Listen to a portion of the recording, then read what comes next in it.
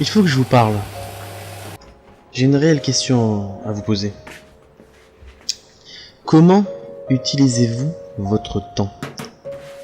Oui, vous, celui qui m'écoute, celui qui regarde ces images. Parce que vous devriez savoir autant que moi que le temps s'écoule, que le temps passe, qu'en fonction de diverses activités, le temps est long, mais aussi le temps est court. Donc je vous repose la question. Comment utilisons-nous notre temps? Pardon? C'est vraiment ça la question? On le gaspille, vous voulez dire?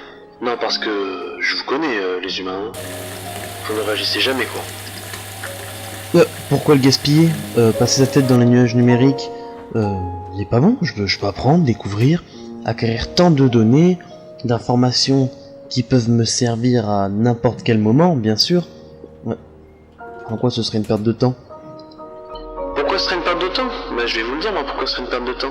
Tout simplement parce que vous n'allez pas sur net pour apprendre la plupart du temps. Si vous alliez sur net pour apprendre, comme vous dites, vous ne passerez pas plus d'1 heure, 2 heures grand maximum sur le web. Mais est-ce que vous allez vraiment pour ça? Alors je peux lire. Lire est bon pour l'esprit. Être ouvert, avoir une propre culture générale, permet de nous immerger dans la vie, et grâce au livre on peut acquérir ce genre de choses. Je me trompe? Bon alors non, vous trompez pas, mais vous êtes pas honnête avec vous-même, je suis désolé. Si vous étiez honnête avec vous-même, est-ce que vous aurez eu besoin de me demander si vous vous trompez? Je ne pense pas, non. Vous n'êtes pas honnête avec vous-même, et cela fait que vous ne lisez pas des choses intéressantes car vous n'avez pas le temps. Ce qu'il faut bien comprendre, c'est que le temps passe et se prélasse. Pourquoi? À votre avis, nous sommes immergés dans certaines choses et pas dans d'autres. Eh bah, tout simplement parce que ce qu'il y a autour de vous sont vos besoins, d'accord? Fait partie de vos besoins. Et l'eau est considérée comme le temps. Une fois que vous êtes immergé dans le temps, la seule chose que vous avez besoin pour persévérer, continuer à vivre, à survivre, c'est de vos besoins. Si vous n'avez pas de besoin, vous n'avez pas besoin de temps, donc vous ne restez pas ici.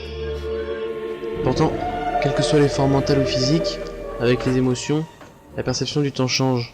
Alors, voyez cette personne qui est triste. Pourquoi est-elle immergée? Pourquoi est-ce qu'elle en ressort en s'étouffant? Sauriez-vous y répondre? Le cerveau possède une vitesse de traitement assez incroyable, n'est-ce pas? Quand vous n'avez plus besoin de certaines choses, vous en débarrassez, vous ne vous en servez plus, vous ne vous immergez plus. Et donc, par ce biais, prenez d'autres choses. Est-ce qu'on pourrait considérer l'humain du coup par conséquent comme quelqu'un ou quelque chose qu'il n'y a toujours besoin d'autre chose pour survivre? Est-ce que l'humain serait-il peut-être trop gourmand? Ou bien est-ce que l'humain, depuis des siècles et des millénaires, n'arrêterait-il pas de se chercher? Pour répondre à cela, nous pouvons nous servir d'un autre monde, qui fait partie de votre monde, et du monde où nous sommes déjà. Nous pouvons nous immerger totalement avec nos seuls besoins, nos seuls désirs. Et c'est ainsi que l'homme prit conscience et l'homme tenta de conquérir le monde onirique.